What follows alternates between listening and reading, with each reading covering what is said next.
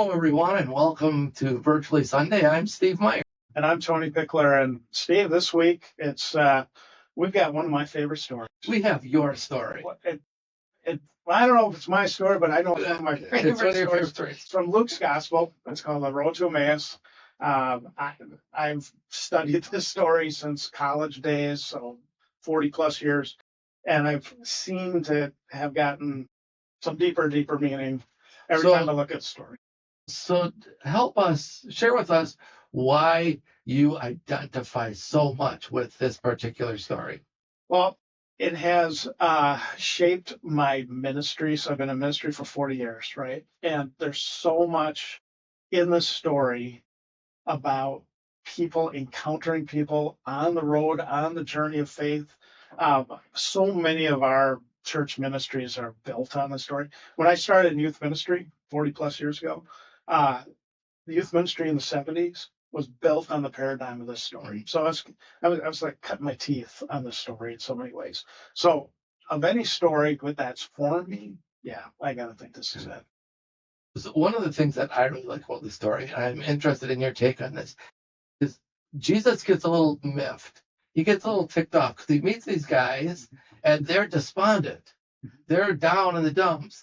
And as they're telling him why they're so down, they tell him that, but then some women said he was raised from the dead. And he's like, so first you're depressed, but now you're telling me that you know the outcome of the story, and yet it's like you don't believe it. Right. And I think there's such great, think about this. If we take a step back, trying to objectively look at the story, Jesus has traveled probably with these two people for 3 years. Right. And we're just going to guess that that's true, right? And he's spent time with them. He's laughed with them. He's cried with them. He's eaten with them, drank with them, shared life with them, and has certainly shared, he thought, that there was something more that was going to happen in this story than him being crucified. Like there was going to be another part of the story. And he was kind of upfront about it. Sometimes mysterious, but, for the most part, he's trying to teach them this is what's going to happen. And then when they say, did that really happen? Yeah. I mean, can you imagine spending 3 years, let's just say, with an employee that you are forming and mentoring and training and trying to bring up to speed and become the best leader they can for your company. And all of a sudden, after 3 years, they go, yeah, I don't know if I really believe anything you taught me. So, I think you'd be mad too. It's like parenthood. 3 years later, I can't believe it. I can't believe it. Right. So what I find interesting though is it's kind of our story. I mean, we're called out a little bit on this because we say the words, we travel our lives with Jesus, we say we believe, and yet when push comes to shove, do we live that belief? Because those disciples on the road, they weren't living it. If they were living it, they would have been joyful. And I think that's what ticks Jesus off. Right? Because they're still despondent. Mm-hmm. It's like they know it, but they don't believe it. Yeah. And are we like that? Mm-hmm. Are we like that? Also, though, I mean, I also got to be a little. No, maybe Jesus wasn't as gentle, but I mean, I feel like I have to be gentle with these two because they're in grief. Like they're going through the whole grieving process. The grieving process, by the way, is baked in the story as well. And I mean, think about that. One of your absolute loved ones who you adored for 3 years is no longer with you, or you believe that, right? I mean, think about today's world. Your loved one dies. I mean, you're in utter grief. Yes, we believe that there's something more as people of faith. Gosh, on the day of the funeral, I don't know. So it is, but it's also a call to awareness. Yeah. Because he's right there walking with them, right, and they don't see it, they're not aware of it. Right. And I think the same is true for us. When we lose someone we love, are we aware?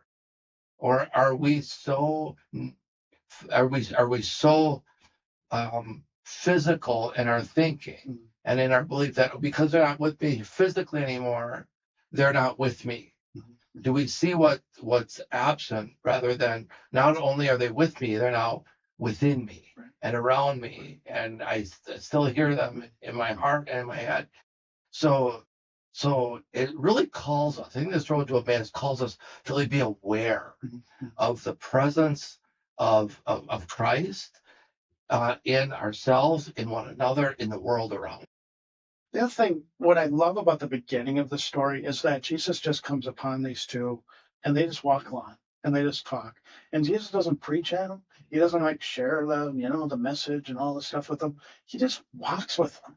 And I mean, with our time on the streets, if we've learned anything, you just walk with people. You encounter people, you happen upon them, and then you listen and you walk and you journey, and that's all part of the process. And you don't sit there and say, this is the way you could change your life. That's not the way this happens. So that's why I think this story is such a great paradigm for how we do Streetlights Outreach too. We just encounter people as they are, where they are, and we companion them in presence. And that's where it starts. And then, of course, the story goes on, and we have the sharing of faith. And of course, here's what I tried to teach you all for 3 years. And gosh, the prophets were telling you this, and I'm telling you this, and there's all these lessons to be learned. But then that doesn't even really do it for them, really. I mean, it helps maybe a little bit, but to recognize. But it's when they dine together, when they break bread together, Jesus takes the bread and breaks it, blesses it, gives it to them, and says, take and eat. And I mean, just bring that back to the streets again. And that's kind of what we do too, right? We break bread with people in so many different ways. I mean, obviously, literally, we do, but through story, through word, through shared experience. So we break ourselves open. And this is what Jesus said: do this in memory of me, right? And what it said this, we were asked to do. Breaks himself open and he pours himself out. And not just physically, but in all ways. And he breaks himself out, he breaks himself open, pours himself out, and that tells us to do this. You do this too. And that's what he does there. And it's in that experience that they become aware and they become awake. And we are reminded that this isn't just a story about a couple of disciples on a road a couple thousand years ago. This is a timeless telling of the real world experience that each one of us goes through. And so then, probably one of my second favorite parts of the story is then when their hearts, it says their hearts were burning. Their hearts were burning with this recognition that the Christ is here in their midst. When they're sharing this communion, this relationship with one another and with the Christ, that there was this union there, and their hearts just became inflamed that they couldn't contain it. They had I just picture them leaping from that table, running out the door, and running back to Jerusalem as fast as they could to share the news. And as soon as they have that eureka moment, right, what happens? Jesus disappears. He's not there anymore. And it's like, but he is, because he's not out there. He's in there. He's in there. Yeah. This transformation happens within them, within the community. Yeah. And then they share it. And they share that communion that they had with the Christ back in Jerusalem. And that's how it all starts, right? And the second story, we go into the Acts of the Apostles, the story of the birthing of the church and all of that, right? But it doesn't happen unless people get on fire with being witnesses to what's happened here. So what is that awakening in a real practical, down to earth way, right? It's you and I are going through our lives and we get to mid-April and the beautiful spring weather is interrupted by a snowstorm, right? Or the water bill shows up and it's way more than we expected, and life it gets frustrating and we're feeling low and despondent for whatever reasons. What is the pivot? What's the pivot? For me, the pivot is this realization that there's something better. Like there's life.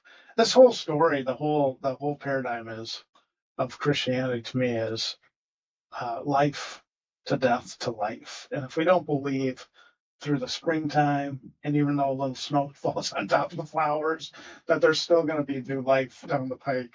That there's new life after the water bill shows up and we figure out how to pay for it. That there's always life that follows death. That's the ultimate message for me. No matter what form death takes, Yeah.